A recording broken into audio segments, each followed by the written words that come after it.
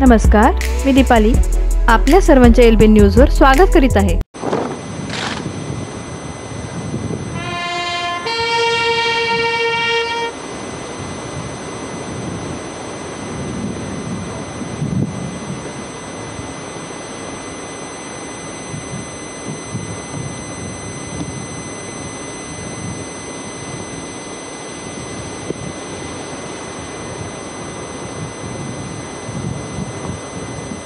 सम्मानगढ़ आपके निरीक्षण के लिए तैयार है श्रीमान।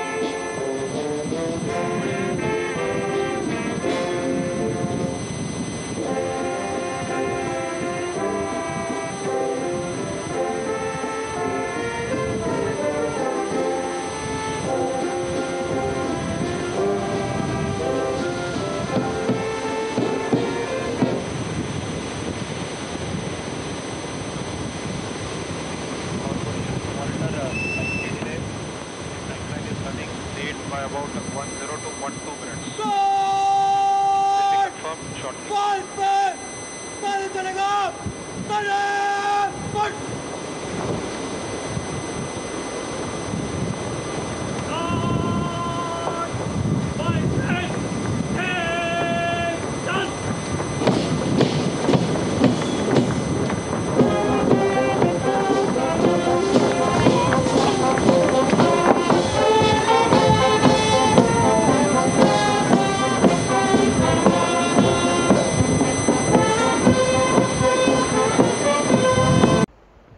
आज 4 दिसंबर का ये ऐतिहासिक दिन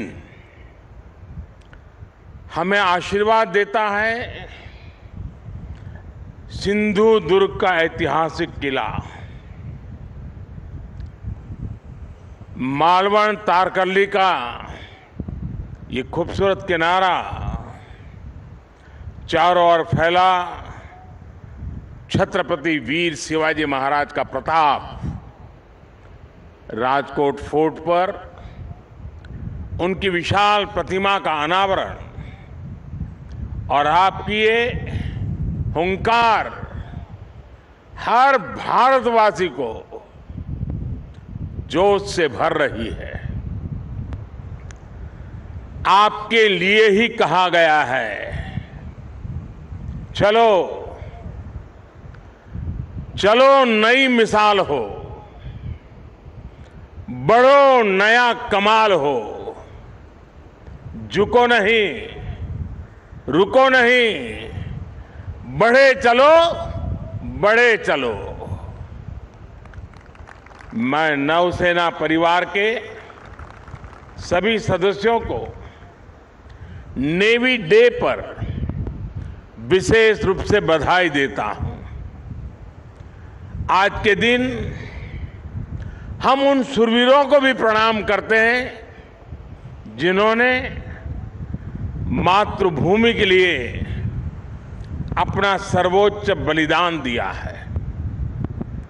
साथियों, आज सिंधु दुर्ग की इस वीर भूमि से देशवासियों को नौसेना दिवस की बधाई देना वाकई अपने आप में बहुत बड़े गौरव की घटना है। सिंधु दुर्ग के ऐतिहासिक किले को देखकर हर भारतीय गर्व से भर जाता है। छत्रपति वीर शिवाजी महाराज जानते थे कि किसी भी देश के लिए समुद्री सामर्थ्य कितना जरूरी होता है। उनका उद्घोष था, जलमेव यस्य बलमेव तस्य, यानी जो समुद्र पर नियंत्रण रखता है वह सर्वशक्तिमान है। उन्होंने एक शक्तिशाली नौसेना बनाई। कान्होजी आंग्रे हो, मायाजी नाइक भाटकर हो, हीरोजी इंदालकर हो, ऐसे अनेक योद्धा आज भी हमारे लिए बहुत बड़ी प्रेरणा है। मैं आज नौसेना दिवस पर देश के ऐसे पराक्रमी योद्धाओं को भी नमन करता हूं। साथियों, छत्रपति वीर शिवाजी महाराज से प्रेरणा लेते हुए आज भारत गुलामी की मानसिकता को पीछे छोड़कर आगे बढ़ रहा है। मुझे खुशी है कि हमारे नेवल ऑफिसर्स जो अपलेट्स पहनते हैं, अब उसमें छत्रपति वीर शिवाजी महाराज की विरासत की झलक भी देखने को मिलने वाली है। नए एपोलेट्स भी अब उनकी नौसेना के प्रतीक चिन्ह की तरह ही होंगे। ये मेरा सौभाग्य है कि नौसेना के ध्वज को मुझे पिछले वर्ष छत्रपति शिवाजी महाराज की विरासत से जोड़ने का अवसर मिला था। अब एपोलेट्स में भी छत्रपति वीर शिवाजी महाराज का प्रतिबिंब हम सबको नजर आएगा। अपनी विरासत पर गर्व की भावना के साथ मुझे एक और घोषणा करते हुए आज गौरव हो रहा है। भारतीय नौसेना अब अपने रैंक्स का नामकरण भारतीय परंपराओं के अनुरूप करने जा रही है। हम सशस्त्र बलों में अपनी नारी शक्ति की संख्या बढ़ाने पर भी जोर दे रहे हैं। मैं नौसेना को बधाई दूंगा कि आपने नेवल शिप में देश की पहली महिला कमांडिंग अफसर की तैनाती की है। साथियों, आज का भारत अपने लिए बड़े लक्ष्य तय कर रहा है और उसे पाने के लिए अपनी पूरी शक्ति लगा रहा है। भारत के पास इन लक्ष्यों को पूरा करने के लिए एक बड़ी ताकत है। ये ताकत 140 करोड़ भारतीयों के विश्वास की है। ये ताकत दुनिया के सबसे बड़े लोकतंत्र की मजबूती की है। कल आपने देश के 4 राज्यों में इसी ताकत की झलक देखी। देश ने देखा, जब लोगों के संकल्प जुड़ते हैं, जब लोगों की भावनाएं जुड़ती हैं, जब लोगों की आकांक्षाएं जुड़ती है, तो कितने सकारात्मक परिणाम सामने आते हैं।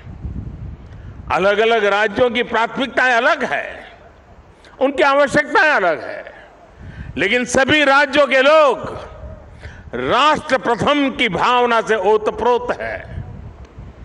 देश है तो हम हैं, देश आगे बढ़ेगा तो हम आगे बढ़ेंगे। यही भावना आज हर नागरिक के मन में है। आज देश इतिहास से प्रेरणा लेकर उज्जवल भविष्य के रोडमैप तैयार करने में जुट गया है। लोगों ने नकारात्मकता की राजनीति को हराकर हर क्षेत्र में आगे निकलने का प्रण किया है। यही प्रण हमें विकसित भारत की ओर ले जाएगा। यही प्रण देश का वो गौरव लौटाएगा जिसका ये देश हमेशा से हकदार है। साथियों, भारत का इतिहास सिर्फ 1000 साल की गुलामी का इतिहास नहीं है, सिर्फ हार और निराशा का इतिहास नहीं है। भारत का इतिहास विजय का इतिहास है। भारत का इतिहास शौर्य का इतिहास है। भारत का इतिहास ज्ञान और विज्ञान का इतिहास है। भारत का इतिहास कला और सृजन कौशल का इतिहास है। भारत का इतिहास हमारे सामुद्रिक सामर्थ्य का इतिहास है। सैकड़ों वर्ष पहले जब ऐसी टेक्नोलॉजी नहीं थी, जब ऐसे संसाधन नहीं थे, तब उस जमाने में समंदर को चीरकर हमने सिंधु दुर्ग जैसे कितने ही किले बनवाए। भारत का सामुद्रिक सामर्थ्य हजारों साल पुराना है। गुजरात के लोथल में मिला सिंधु घाटी सभ्यता का पोर्ट आज हमारी बहुत बड़ी विरासत है। एक समय में सूरत के बंदरगाह पर 80 से ज्यादा देशों के जहाज लंगर डालकर रहा करते थे। चोल साम्राज्य ने भारत के इसी सामर्थ्य के बलबूते दक्षिण पूर्व एशिया के कितने ही देशों तक अपना व्यापार फैलाया। और इसलिए जब विदेशी ताकतों ने भारत पर हमला किया तो सबसे पहले हमारी इस शक्ति को निशाना बनाया गया। जो भारत नाव और जहाज बनाने के मशहूर था, उसकी ये कला, ये कौशल, सब कुछ ठप कर दिया गया।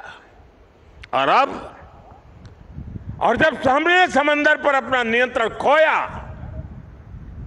हमने अपनी सामरिक आर्थिक ताकत भी खो दी।